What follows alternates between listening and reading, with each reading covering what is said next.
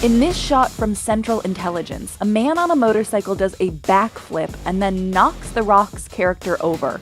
But look behind the scenes and you'll see nobody was injured that day, because this shot was actually 2 separate takes. This is a stunt trick known as a camera lock-off, and it's just one of many tried and true techniques Hollywood uses in films and TV shows, making even the most unimaginable stunts come to life. In this scene in Baby Driver, Ansel Elgort's character pulls into a parking spot and then runs out moments later. In reality, that's a stunt driver driving into the spot. The driver's side gets covered by this pillar, which is also hiding Elgort. So as Elgort runs out, it looks like he's the one getting out of the car in the first place. This is a trick known as a Texas switch, an in-camera effect in which the actor and their double will actually switch places midway through the action. The move involves close collaboration between the stunt crew, camera crew, and director. Whether it's a whip off of the actual actor to something to come right back to them, you can't just go focused on that person and then put another person in. And the set needs a natural hiding place for the switch to occur, like this rock that Sean Connery is hiding behind in From Russia with Love. The Texas switch isn't just for action, it's even become a comedic staple in everything from The Naked Gun to Scott Pilgrim vs. the World. Is Scott here? You know what? He just left. In this scene in Elf, for example, Buddy needs to put a star on top of a very tall Christmas tree. First, Will Ferrell runs off camera. Then the double runs out and launches himself on top of the tree.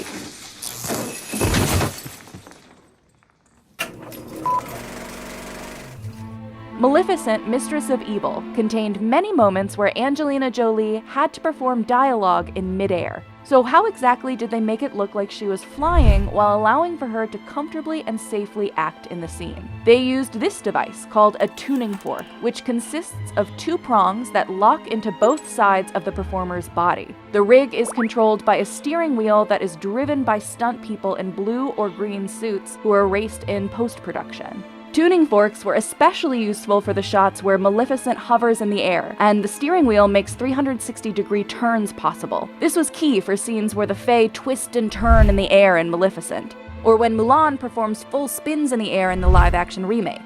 You can also see it in action in Captain Marvel, when Carol Danvers realizes her full potential.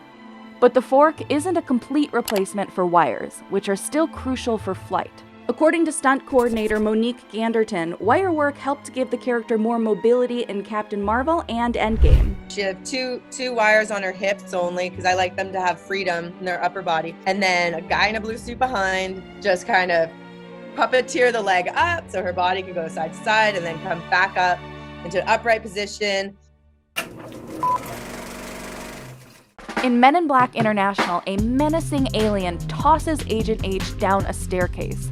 To achieve this violent-looking motion, filmmakers use a trick called a ratchet pull.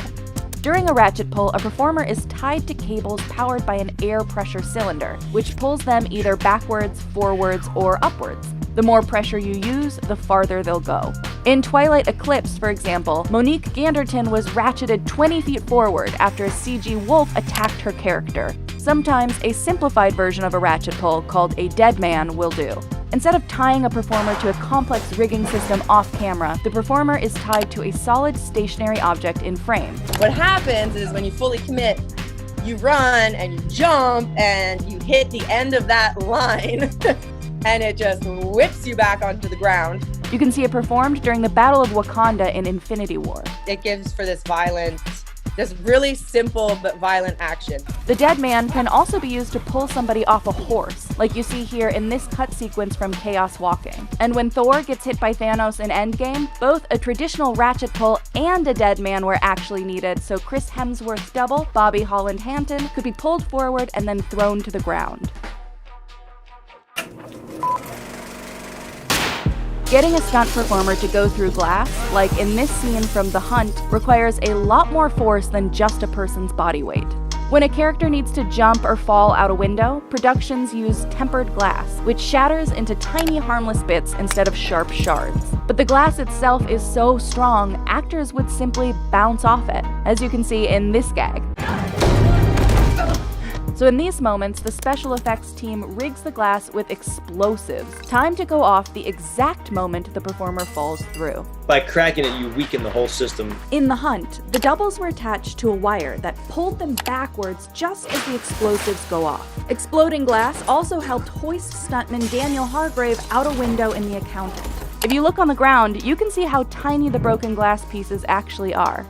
Stunt people are finding efficient ways to update this trick too. In John Wick 2, the character is thrown through a glass sculpture. Basically, the performers had to hit the glass and let the computerized system do its thing. They put 4 charges that were pressurized into the glass. So it was on a pressure system. As soon as that glass pushed against the charger, it had maybe like an 1/8 of an inch of pressure on it. So as soon as you'd push through, it would blow.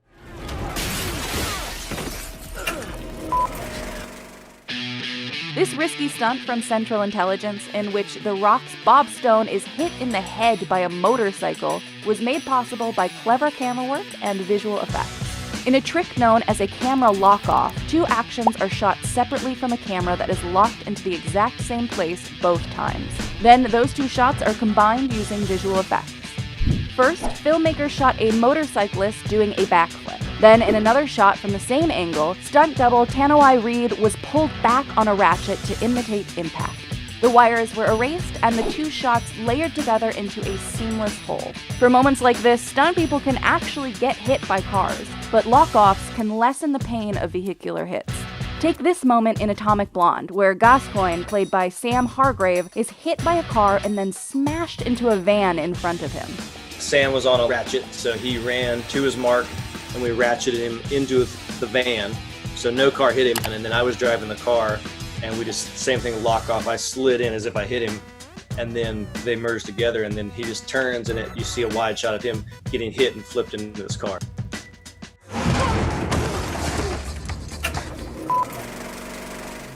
In Underworld, the werewolf Lucian has to run at superhuman speed. And this isn't the work of CGI or camera tricks. It's actually a practical effect called a magic carpet.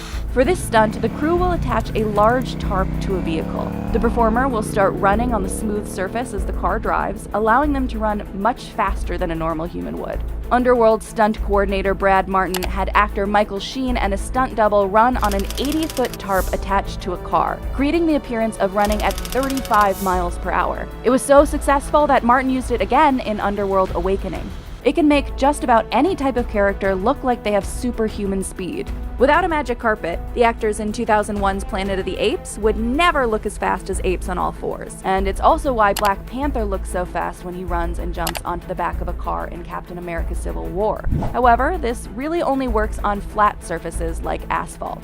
For off-road terrain, stunt crews may use a weighted wire system attached to a winch, basically a giant spool, to physically lift and propel them.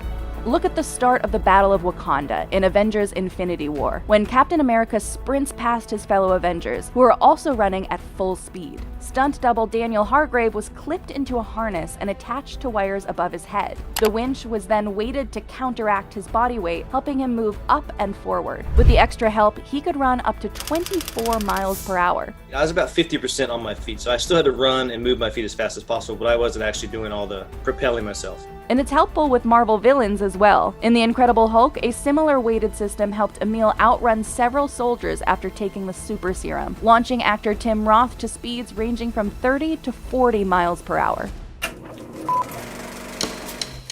Some of Hollywood's most daring car stunts need trained stunt drivers to pull them off safely. But what if you still want to make it appear as if the actor is the one driving?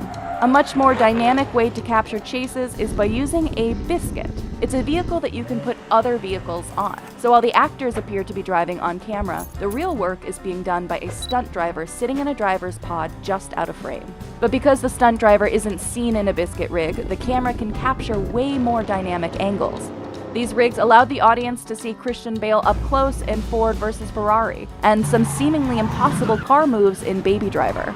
In the movie Drive, they actually shot this part twice, where Ryan Gosling's character gets hit by another car. First, they shot the exteriors with 2 actual stunt drivers. Then they shot Gosling on the biscuit, able to mimic every move to get the inside of the car. And ready, and action. CGI can be used to create big, safe fires, but fire is still one of the hardest elements to create with visual effects. It's easier to set a real stunt person ablaze. So how do they do it without causing any harm? Stunt performers often wear 3 layers of fireproof underwear, which is soaked in a flame-retardant material called Zell Gel. They then add on 3 more layers: a rain suit, a fire suit, and a thin cotton suit. Even more Zell Gel will go on any exposed skin. According to Game of Thrones stunt coordinator Rowley Irlam, timing is key for fire stunts. A stunt performer can't be fully engulfed in flames for more than 15 seconds. Fire! 1, 2, 3, 4, 5, 6, 7, 8. Ow, ow, ow! And you often have to account for multiple stunt actors. Over 73 performers were set on fire for the loot train attack in Game of Thrones. Full fire burns also come with acting challenges. Performers need to hold their breath while engulfed in flames in order to not breathe in any of the fire. What stunt tricks do you want to hear more about? Let us know in the comments. Daniel and I did a winch drop that was almost 600 feet together on Hunger Games. It wasn't a hard gag for us, but it's like if something goes wrong, you die because it's like 600 feet. But we had a great time. For 3 days, we just went up and down and up and down.